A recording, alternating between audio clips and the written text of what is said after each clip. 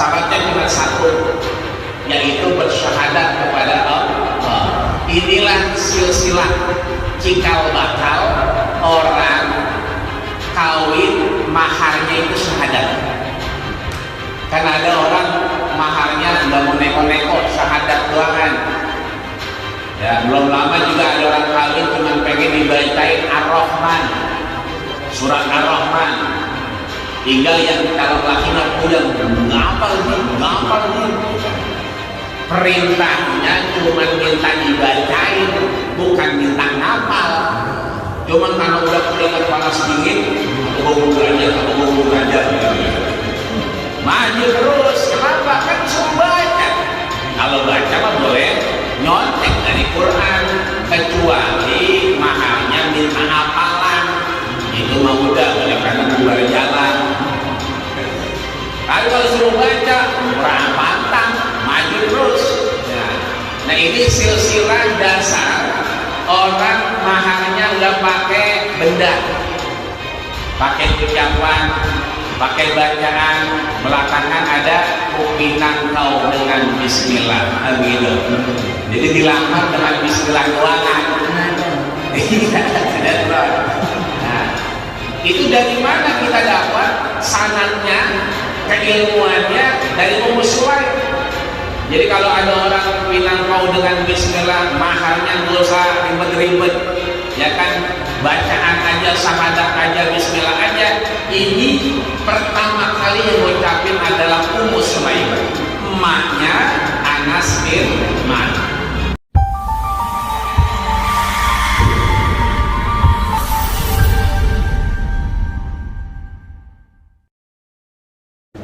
Assalamualaikum warahmatullahi wabarakatuh.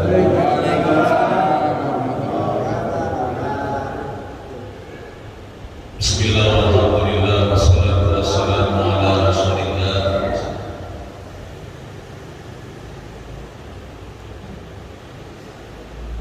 Wassalatu wassalamu ala Rasulillah sallallahu alaihi wasallam. Nasyhidukum bi la ilaha illallah wa anna sayyidina Muhammadan abduhu wa rasuluh. Wa usikum wa iyaya bi taqwallah faqad faza al-muttaqun.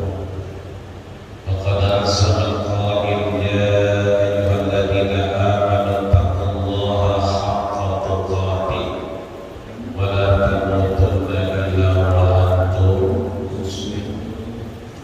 Sadaqallahul azim wa sadaqa rasuluhun nabiyyul karim wa nahnu ala dzalika minasyahidin asy-syakirin walhamdulillahi rabbil alamin. Para guru, para orang tua, para sepuh, para minisepuh, bil khusus DKM Masjid Jami Babul Minan, Fadilatul Mukarramah Mukarramah yang ada Ustaz Haji Asmadi Matallahu Hayatihi Amin. Sehatkan badannya, membahagiakan kehidupannya dunia akhirat kelak, amin ya rabbal alamin. Orang tua kita berbadi jaya, para sahabat Taufik dan semuanya kita sasuri, semua kita insya Allah yang hadir Allah curahkan rahmat, kesehatan, manfaat dan umur panjang, amin ya rabbal alamin. Sampailah kita di hadis ke-13.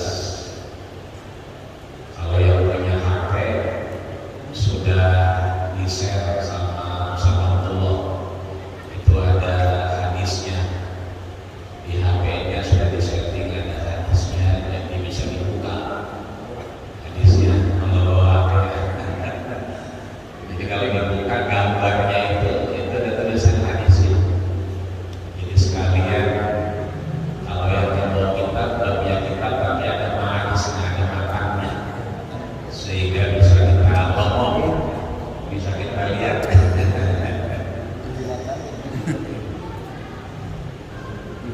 Bismillahirrahmanirrahim. An Abi Hamzah, dari bapaknya Hamzah. Kan kalau Abi itu Abu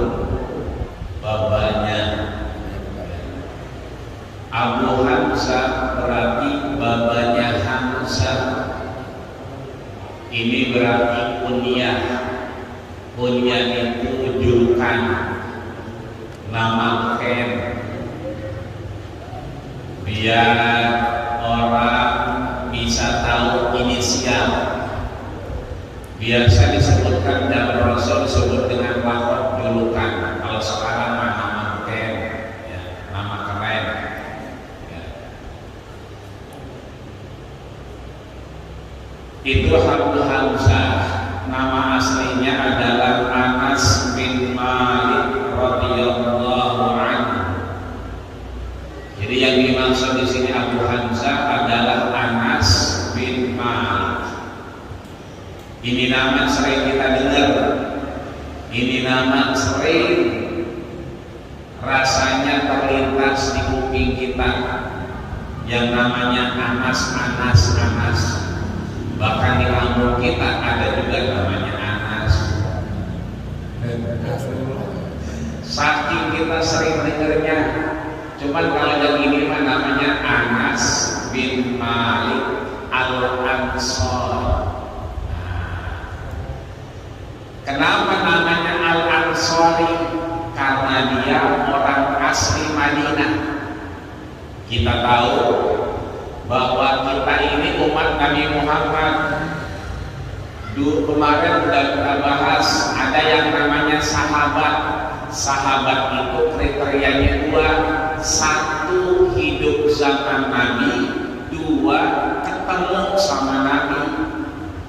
Karena ada sahabat tanda kutip dia gak ketemu Nabi tapi hidup sejaman dengan Nabi, maka kemudian kriteria sahabat adalah sehidupnya sejaman dan ketemu, maka dia disebut dengan sahabat. Di bawahnya ada tabi'in, ada tabi'in. Nah, di antara sahabat dan seterusnya itu orang-orang yang tadinya tinggal di Mekah pindah ke Madinah, namanya apa tuh? Kan pindah, kalau pindah berarti hijrah, kan begitu. Karena banyak berarti muhajirin. Yang tinggal asli itu namanya Ansor, berarti orang Madinah, penduduk asli. Jadi kalau penduduk asli namanya Ansor. Iya, Ansori penduduk asli berarti. Ya, orang situ tulen itu berarti Ansori. Kalau yang pindahan orang rantauan namanya muhajirin. Makanya kalau kita baca hadis ada tulisan Ansori, berarti itu orang penduduk asli, orang Madinah. Tapi kalau kita baca misalnya Malik, ya, Al-Muhajiri, berarti dia orang Mekah. Karena pindah dari Mekah ke Madinah namanya muhajir, karena banyak muhajirin. Jadi ciri-ciri orang asli Madinah adalah namanya Ansor. Nah, ini babanya Hamzah, berarti dia punya anak namanya Hamzah. Nama aslinya Anas bin Malik Al-Ansari. Sebenarnya dia punya engkong lagi, kan namanya Anas, babanya Malik, punya engkong lagi sebenarnya namanya Nadir. Ya, Nadir. Jadi Anas bin Malik bin Nadir Al-Ansari. Kunyanya, sebutannya namanya Abu Hamzah. Babanya Hamzah. Sekarang lagi keren kalau undangan-undangan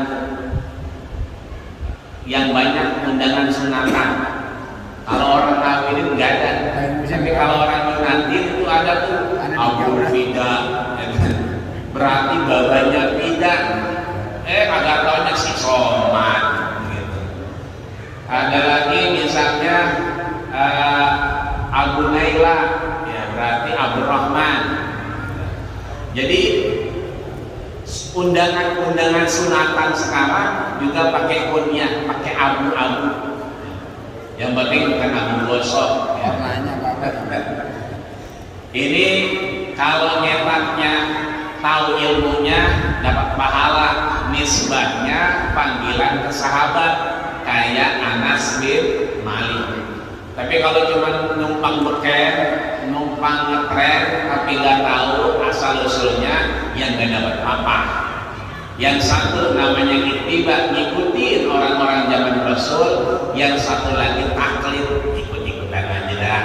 Pokoknya ada abu-abunya, kan begitu. Ya. Maka Anas bin Malik ini adalah orang yang paling dekat dengan Rasul. Silsilahnya dia yang paling banyak meriwayatkan hadis dari orang Madinah. Kalau orang Mekah itu Abdurrahman bin Sakhar ad-Dausi, yang udah kita bahas namanya Abu Hurairah. Jadi yang paling banyak meriwayatkan hadis Rasul itu namanya Abu Hurairah.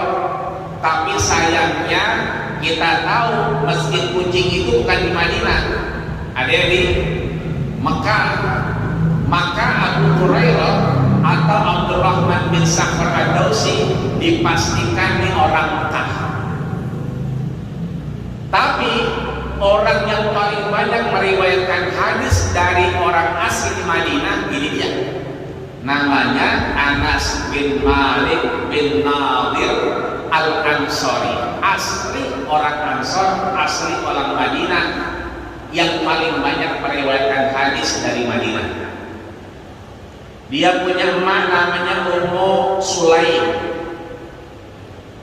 Kita tahu, kita sering dengar Ummu Sulaim ini itu menikah dengan Malik. Malik ini babanya Anas. Nah, Ummu Sulaim ini dulunya, mohon maaf, dia tidak muslimah. Jadi babanya emaknya Anas dulu belum muslimah. Ketika dia itu dilamar, jadi Abu Talhah namanya, itu orang paling ganteng dan paling kaya. Tapi ditolak sama Ummu Sulaim, emaknya Anas bin Malik. Kenapa? Ya kan? Karena saat itu dia sudah masuk keimanan dan dia berislam. Dia melamar dia waktu itu kan bapaknya udah meninggal nih. Jadi bapaknya Anas bin Malik, Maliknya udah meninggal. Ada Abu Talhah namanya, itu ngelamar janda. Nah, ngelamar Ummu Sulaim. Orang paling kaya, orang paling ganteng. Cuman mohon maaf, dia belum Islam. Kata Ummu Sulaim, ya kan, kalau mau nikah dengan saya, ushidukum bi alla ilaha illallah. Syaratnya cuma satu, yaitu bersyahadat kepada Allah. Inilah silsilah cikal bakal orang kawin, maharnya itu syahadat. Karena ada orang maharnya nggak mau neko-neko, syahadat doangan. Ya, belum lama juga ada orang kawin cuma pengen dibacain Ar-Rahman, surat Ar-Rahman. Tinggal yang calon lakinya puyeng, nggak hafal ji. Perintahnya cuma minta dibacain, bukan minta ngapal. Cuman karena udah keringat panas dingin, atau gue mundur aja gitu. Maju terus, kenapa? Kan suruh baca. Kalau baca mah boleh nyontek dari Quran, kecuali maharnya minta hafalan. Itu mah udah balik kanan bubar jalan. Kalau suruh baca, kurang pantang, maju terus. Ya. Nah, ini silsilah dasar orang maharnya nggak pakai benda, pakai ucapan, pakai bacaan. Belakangan ada upinang kau dengan Bismillah, gitu. Jadi dilamar dengan Bismillah doangan. Iya, sinetron. Nah, itu dari mana kita dapat sanadnya, keilmuannya? Dari Ummu Sulaim. Jadi kalau ada orang pinang kau dengan Bismillah, maharnya nggak usah ribet-ribet, ya kan? Bacaan aja, syahadat aja, Bismillah aja. Ini pertama kali yang ngucapin adalah Ummu Sulaim, emaknya Anas bin Malik. Dan luar biasanya Abu Talha kemudian bersyahadat, kemudian dia beriman, balik lagi ngelamar Ummu Sulaim. Begitu balik lagi ngelamar Ummu Sulaim, punya anak satu bayi. Nah, Abu Talha karena tukang dagang berangkat, anaknya masih bayi. Abu Talha di perjalanan ini anaknya panas tinggi, kemudian wafat. Di situ Ummu Sulaim bilang, la ahada minkum, jangan sekali-kali di antara kalian ada yang ngomong ke babanya kalau anaknya udah kagak ada. Biar Ummu Sulaim yang nanti ngomong. Nah, begitu dia lama sebulan balik, babanya Anas ini yang kedua, baba tiri ya, karena maliknya udah meninggal duluan. Baba tirinya pulang, ya kan, disambut sama emaknya Ummu Sulaim. Udah disambut, dikasih makan, mohon maaf lahir batin, bahkan ditanya alaikal hajat, ada hajat nggak sama saya? Namanya laki ini udah lama nggak ketemu, ya kan, kata Abu Talha, ya kan, seberapa aja lah, minum di Jakban. ya, udah tuh malamnya sama Ummu Sulaim, sama bininya rapi dah. Begitu besoknya bangun tidur, dia tanya, anak kita mana? Jawaban Ummu Sulaim, anak kita itu ahsan min qablu. Alhamdulillah keadaannya jauh lebih baik dari kemarin-kemarin. Terus Ummu Sulaim nanya, idza itma'ana ahadukum alal dhamanah, kalau seandainya ada orang ngasih amanah ke kita, kemudian orang ini minta, fabirohika, bagaimana pendapatmu wahai Abu Talha? Apa kata dia? Ada orang nitip barang, kemudian dia minta, kasih. Kenapa? Punya dia, hak dia, kita nggak punya hak. Baru dah Ummu Sulaim ngomong, fa'akhadha ibnana lillah, anak kita udah diambil sama yang punya. Kenapa? Ama kita nitip buangan. Nah, ini asal muasal juga bahwa Ummu Sulaim mengajarkan bahwa anak adalah titipan. Rasul dengar dan Rasul mengaminkan, membenarkan. Nah, disinilah kemudian kita tahu bahwa Anas bin Malik ini seringkali hadir dalam kehidupan Rasul. Dia lahir di tahun 10 Hijriah. Berarti Rasul itu kan, mohon maaf lahir batin, begitu hijrah kan baru dihitung tahun pertama, tahun kedua, besok nih kita puasa, itu baru wajib tahun kedua, ya kan. Nah, begitu dia tahun ke-10 Hijriah, ya sudah 10 tahun, emaknya Rasul itu kan wafat 11 Hijriah, ya. Jadi lahirnya itu sebelum 10 tahun sebelum Rasul wafat, berarti kira-kira umurnya 10 tahun sebelum Rasul wafat. Berarti ketika 10 tahun Ummu Sulaim nganterin ke rumah Rasul. Ngapain? Untuk menjadi ajudan Rasul. Karena di antara nama yang terkenal dari Anas bin Malik adalah sebutannya Khadimur Rasul, pelayan Rasul.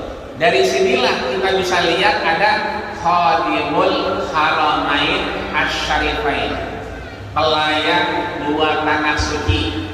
Itu kalau kita pergi umroh, pergi haji, itu tulisannya Khadimul Haramain Syarifain. Ntar lihat di YouTube, itu ada jem gadang yang gede banget tuh, ya kan, yang warna hijau. Itu tulisannya Allahu Akbar, bawahnya Khadimul Haramain Asy-Syarifain, pelayan dua tanah suci. Nah, ini asal muasalnya dari Anas bin Malik. Kenapa? Umur 10 tahun emaknya nganterin, suruh ngapain? Suruh mondok. Sama siapa? Sama Rasul. Kata emaknya, fa'akun minka khadiman. Ini saya punya anak, memang aku-akunya yang aku udah kagak ada diambil Allah, tinggal ini doang kan, udah jadi pelayanmu wahai Rasul. Rasul nerima. Makanya begitu Rasul wafat, umurnya dia 20 tahun, karena dia pernah mengatakan khadimtun nabiyya asyra sinin, aku menjadi pelayan Rasul 10 tahun. Berarti ketika emaknya naruh di rumah Rasul itu umurnya 10 tahun. Ketika Rasul wafat, dia ngomong khadimtun nabiyya, aku Anas bin Malik melayani Rasul asyra sinin 10 tahun. Berarti ketika Rasul wafat umurnya 20 tahun. Jadi ternyata zaman Rasul muda-muda. Orang yang meriwayatkan hadis paling banyak umurnya 20 tahun, muda. Ada Zaid bin Sabit yang nulis Quran tuh, yang sekarang ada di tangan kita, itu umurnya 13 tahun. Ada Hamzah, ya, ada kemudian Mu'ad bin Jabal yang dikirim ke Yaman oleh Rasul sebagai duta untuk menjadi khatib di negara Yaman, itu umurnya 18 tahun. Ada Ikrimah bin Abu Jahal, anaknya dedengkot kafir Quraisy Abu Jahal, bapaknya tidak beriman, anaknya Ikrimah menjadi panglima perang karena bersyahadat di hadapan Rasul. Umurnya 11 sanatan, 11 tahun. Jadi muda-muda. Ya. Itu artinya bahwa kalau kemudian muncul anak muda, kepemimpinan yang muda-muda, wali kota pada muda-muda, ya kan. Belakangan kalau presiden juga muda-muda, kalau nggak ada yang tua, yang muncul-muncul tuh, ya kan. Itu artinya sejak zaman Rasul emang udah banyak anak muda yang muncul. Nah ini kalau kemudian anak muda yang muncul banyak, itu artinya sejarah terulang kembali. Ya mudah-mudahan sih, mudah-mudahan yang namanya minyak goreng udah ngantri lagi, mudah-mudahan. Iya. Oh iya, di mana-mana ada rumah ya. Sini mangga Ali. Nah, ada sini pada punya semua. Oh punya semua, ini mah anteng kalau jomblo mah. Ya. Iya, rumahnya kalau kita mah anteng-anteng baik. Kalau lihat HP di mana-mana. Iya, kalau di kampung kita mah aman, ya, pada punya semua. Ya, alhamdulillah. Ini berarti Anas bin Malik yang menyatakan langsung, karena beliau adalah orang yang paling dekat dengan Rasulullah Sallallahu Alaihi Wasallam. Disampaikan oleh Imam Nawawi, ya, Anas bin Malik radhiyallahu anhu, bahwasanya Anas bin Malik, semoga Allah meridhoinya, khadimu Rasulillah sallallahu alaihi wasallam. Lagi-lagi disebutkan oleh Imam Nawawi khadimu Rasul, pelayannya Rasulullah sallallahu alaihi wasallam. Disampaikan anin Nabiyillah Muhammadin sallallahu alaihi wasallam, dari Nabi Allah Nabi Muhammad sallallahu alaihi wasallam, maqala, beliau bersabda. Siapa yang bersabda? Rasulullah sallallahu alaihi wasallam. Apa yang disampaikan beliau? La yu'minu ahadukum hatta yuhibba li akhihi ma yuhibbu li nafsihi. Pendek kayak kemarin. La yu'minu ahadukum hatta yuhibba li akhihi ma yuhibbu li nafsihi. Ada 3 kata kunci. Kata kunci yang pertama, la yu'minu ahadukum, tidaklah beriman seorang di antara kalian, hatta yuhibba li akhihi, sampai dia senang dengan saudaranya, sampai dia mencintai saudaranya. Kata kunci ketiga, ma yuhibbuhu li nafsihi, akan apa-apa yang dia senangin dalam dirinya. Berarti ini hadis bicara ukhuwah Islamiyah, bicara persaudaraan seiman. Sebab ada persaudaraan yang tidak seiman, itu namanya ukhuwah asy'abiyah atau ukhuwah al-wataniyah, persaudaraan satu kampung, satu bangsa. Kita pernah berapa kali tetanggaan dengan yang memang tidak pernah ke Masjid Babul Minan. Kenapa nggak pernah ke Masjid Babul Minan? Karena emang agamanya lain. Kalau agamanya lain berarti dia ukhuwah al-wataniyah, saudara ya sekampung, saudara ya se-RT, ya saudara satu lingkungan. Tapi yang dimaksud oleh Imam Nawawi di sini adalah ukhuwah al-islamiyah, adalah persaudaraan yang didasarkan oleh keislaman dan keimanan. Maka bahasa yang disampaikan Rasul, la yu'minu ahadukum, tidaklah beriman satu di antara kalian hatta yuhibba li akhihi. Seringkali kita baca fa'bud rabbaka hatta ya'tiyakal yaqin, sembahlah Allah, ibadahlah kepada Allah sampai datang keyakinan. Maka la yu'minu ahadukum di sini adalah satu statement bahwa tidaklah kita dianggap beriman hatta yuhibba li akhihi, sampai betul kita sayang, kita cinta kepada siapa? Li akhihi, kepada saudara kita, ma yuhibbu li nafsihi, dengan apa yang kita cintai.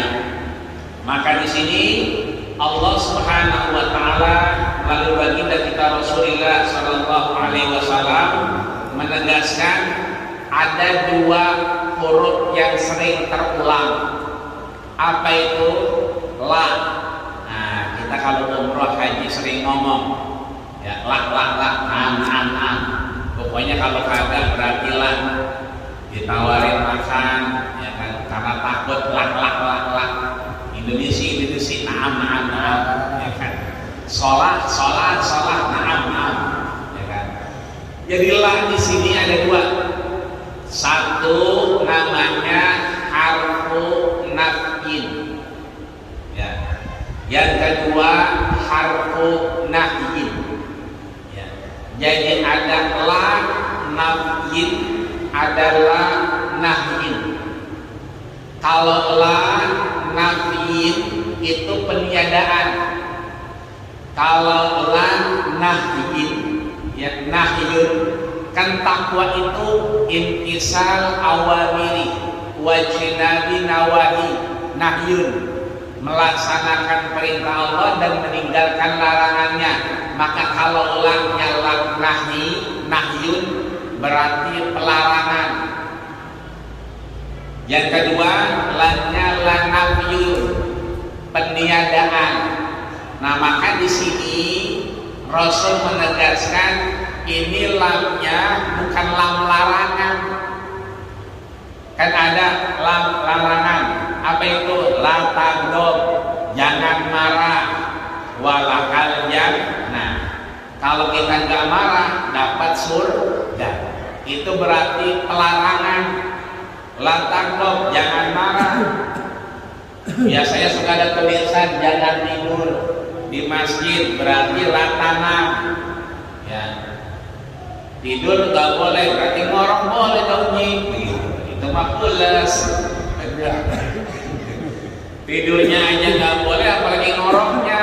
Berarti ini namanya pelarangan, gitu. Tapi yang dimaksud di hadis ini la-nya la nafyi, peniadaan. Artinya apa? La yu'minu ahadukum, ya kan, berarti tidak ada imannya. Dia boleh jadi KTP-nya Islam, dia boleh jadi memang dia orang Islam, tapi la-nya nafyun, peniadaan. boleh jadi satu saat imannya hilang. Kemarin itu viral, ada orang bininya mau ngelahirin, yang diembat motor tukang sayur. Tukang sayurnya, ya namanya motor hilang, ya dia laporan, dicari di polsek, nemu tuh motor, ternyata udah digadein 1,5 juta, digade bukan dijual, ya kan? Cuman anehnya itu yang nerima mau aja lagi, kan kalau gade mah punya sendiri, lah ini mah punya orang boleh ngembat, punya tukang sayur, digade 1,5 juta, emang apa? Bininya mau beranak. Jadi dia mah bukan niat maling, niat gade, dengan harapan nanti kalau dia punya duit dia terus dibalikin lagi ke tukang sayur. Cuma tukang sayurnya keburu ngelapor, akhirnya naik ini, tuh bocah diambil. Begitu diambil, ya ini namanya sama-sama agak tega, akhirnya tukang sayur nyabut laporannya, ya. Nyabut laporannya emang apa? Emang duitnya dipakai buat bayar bidan. Iya, buat nebus bocah beranak lah 1,5 juta lah habis buat bocah beranak. Belum obatnya, belum yang lain-lain, ya kan? 2 bulan ini akhirnya dia kagak bisa ngeliat lahirnya. Bagaimana tuh bocah? Akhirnya tukang sayur balikin, nyabut laporannya. Ini di sini bahwa bisa kita lihat, dia mau ngambil gade buat anak yang lahir. Berarti ketika dia ngambil dengan cara yang tidak benar, imannya sedang hilang. Islam dia Islam, cuman ketika itu imannya lagi hilang. Jadi boleh jadi kita lanamjin ini sewaya-waya iman kita bisa hilang. Nah, bagaimana biar iman kita kagak hilang? Di antaranya kita senang, kita demen sama saudara sendiri. Dengan cara apa? Dengan cara kita senang dengan apa yang kita punya. Ya, kita ngerokok, bocah diam aja. Lah nggak punya rokok, berarti lah kita bagi. Nah begitu. Karena kita demen ngerokok, kita ngopi. Ya, tuh bocah diam aja, ya kan? Kita bikin kopi 2, berarti kita lagi beriman. Besok nih puasa biasa beli gorengan goceng, beli kembang, ya bikin 2, yang goceng dibawa pulang, yang goceng lagi taruh masjid, berarti kita lagi beriman. Jadi caranya menjaga iman diantaranya kita demen, kita senang sama saudara kita sendiri. Saudara yang mana? Yang seiman, yang seislam, satu akidah, yang namanya ukhuwah Islamiyah. Maka di sini Imam Ibnu Hajar Al-Asqalani, kemudian Imam Nawawi menegaskan ini hadis tentang kesempurnaan iman. Baik Ibnu Hajar, baik Imam Nawawi menegaskan ini hadis bicara kesempurnaan iman. Karena boleh jadi iman kita sewaya-waya hilang, boleh jadi iman kita sewaya-waya kagak mampir di kita, anjlok dah. Ya di masjid begitu, assalamualaikum warahmatullahi, assalamualaikum warahmatullahi, ya kan? Kadang-kadang kita astagfirullahaladzim, astagfirullahaladzim. Ini mah yang dosanya dikit. Kalau dosanya banyak, astagfirullah, itu dosanya banyak. Lawan ya. Iya, dia macam-macam astagfirullah, berarti dosanya kebanyakan lagi itu. Iya, di masjid kita astagfirullah, begitu kita keluar masjid, bocah biasanya bawa sepeda, bukan sepeda ya, skuter, Kadang-kadang kita bikin kaget, tiba-tiba nongol, gitu kan? Itu kita kata apa baik ya kan? Yang di Ragunan kita sebutin, berarti iman kita lagi hilang. Jadi kaget kita sumpah-sumpahin dulunya, sambutnya setan, lo bocah setan katanya. Berarti iman kita lagi hilang. Ya, yang enak di masjid astagfirullahaladzim, begitu kita kaget astagfirullah juga. Iya, sama-sama astagfirullah, ya kan? Artinya kita kaget, mudah-mudahan ya kan astagfirullah Allah ampunin kita nggak celaka, kan begitu. Maka di sini hadis yang disampaikan ini juga banyak terdapat di kitab-kitab lain. Ada kitab namanya Riyadhus Shalihin. Riyadhus Shalihin ini sama punyanya Imam Nawawi. Bahkan ada satu bab yang bicara tentang keburukan dan kebaikan. Hadis ini masuk kategori kebaikan-kebaikan yang menjaga kita kepada iman kepada Allah Subhanahu wa ta'ala. Jadi bukan hanya di hadis arba'in, tapi di hadis-hadis lain juga banyak diangkat terkait dengan keimanan kepada Allah Subhanahu wa ta'ala. Katakan Imam Muslim menyatakan la yamlubu abda haqiqatal iman.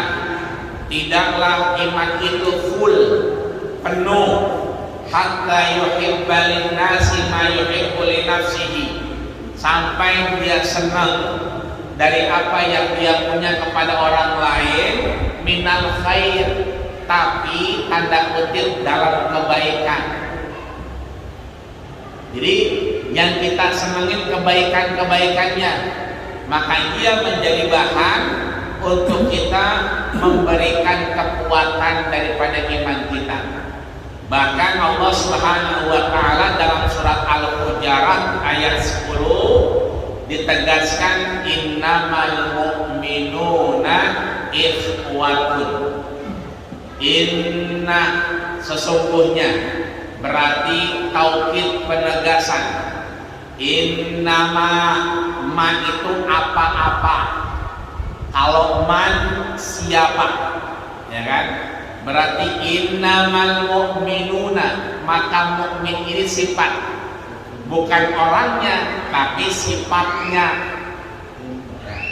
Begitu kita bawa mobil, kemarin kita udah jelasin, bawa mobil tulisannya la ilaha illallah, lampu merah diterabas.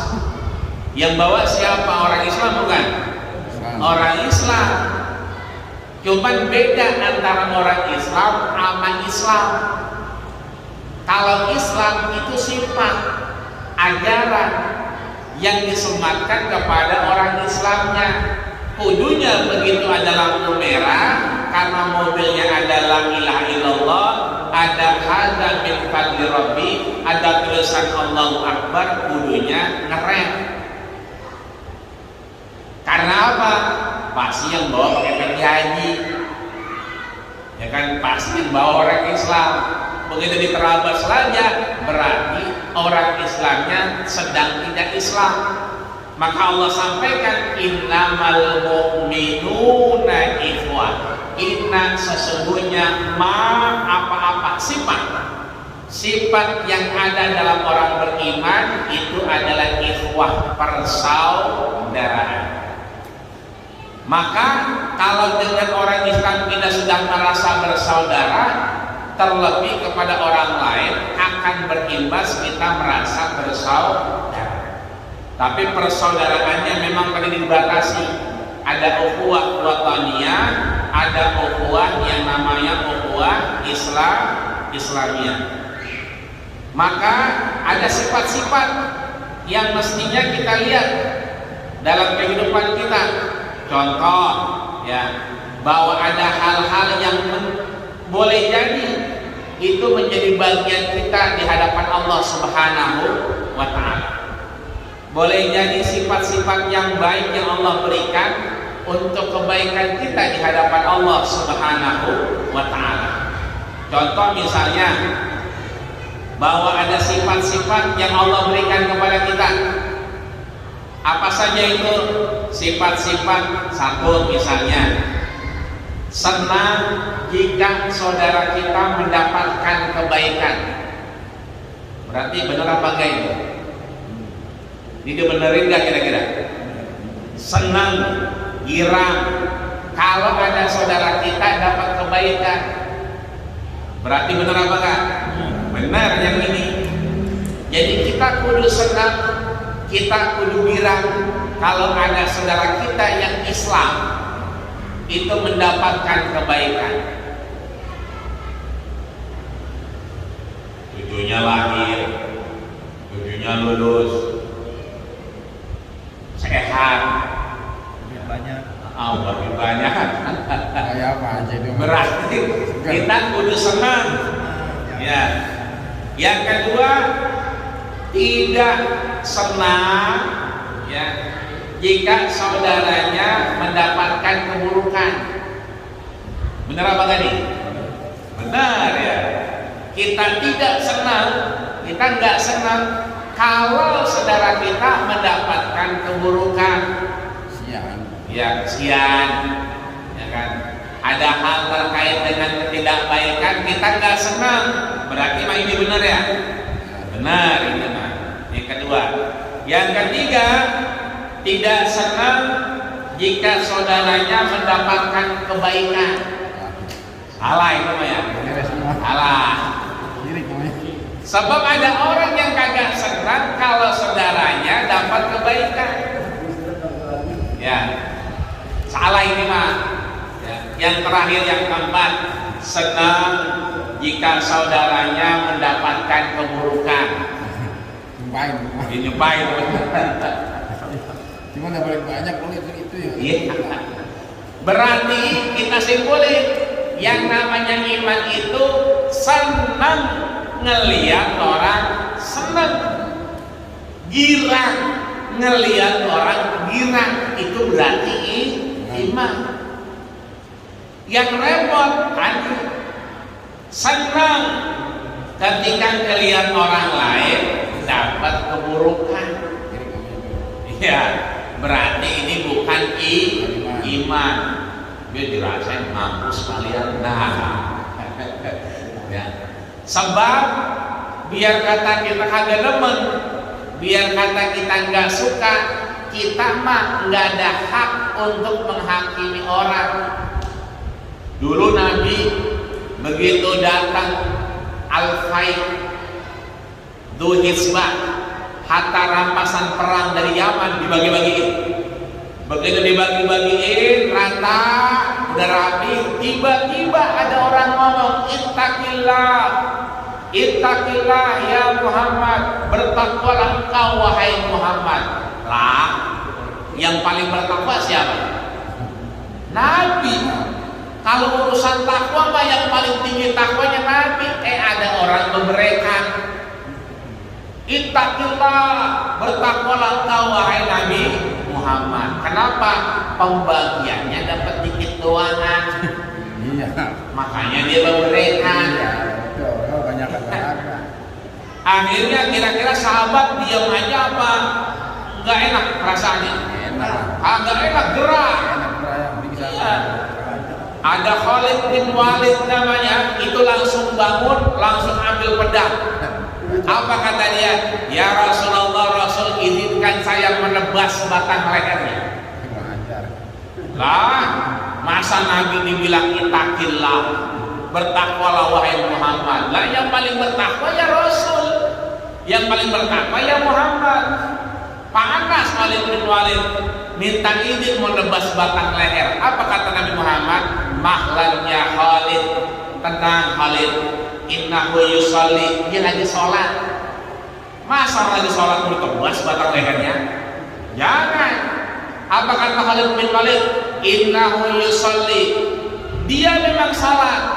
Fa innal quluba mafsadah, tapi hatinya busuk. Panas. Udah tebas saja Rasul. Orang begini mah tebas saja. Apa kata Rasul? Ya Khalid, innani la unakibanna ala qalbi ahadin. Khalid, saya nggak pernah mendapatkan perintah dari Allah untuk mengetahui apa yang ada dalam hati manusia. Nah, artinya memang kita nggak pernah dikasih untuk itu hanya Allah Subhanahu wa Ta'ala. Maka ayo mulai hari ini kita senang ngelihat saudara kita senang, ngelihat orang lain senang, berarti iman kita nyetel, iman kita lagi benar. Yang repot kita kekendikan aja, ya kebelingsatan. Kalau ada orang dapat nikmat, berarti iman kita lagi error. Ya. Mudah-mudahan Allah jaga iman kita, Allah sehatkan badan kita, Allah berikan kemanfaatan untuk kita sehingga iman kita sempurna di hadapan Allah Subhanahu wa Ta'ala. Amin ya rabbal alamin. Al-Fatihah.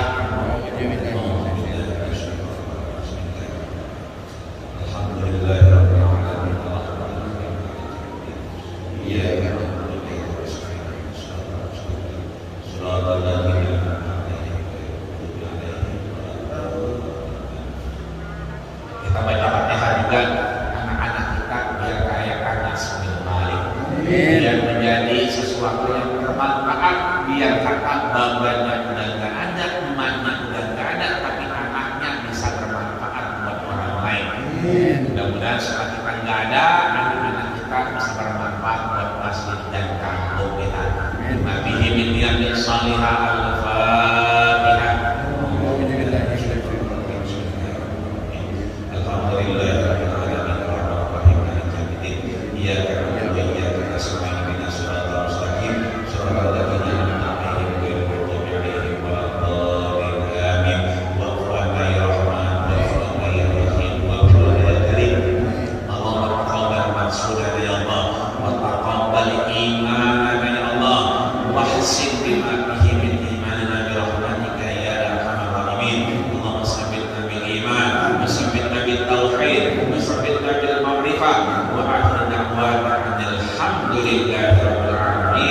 Terima kasih atas perhatian. Mohon maaf, usikum menasihkan Allah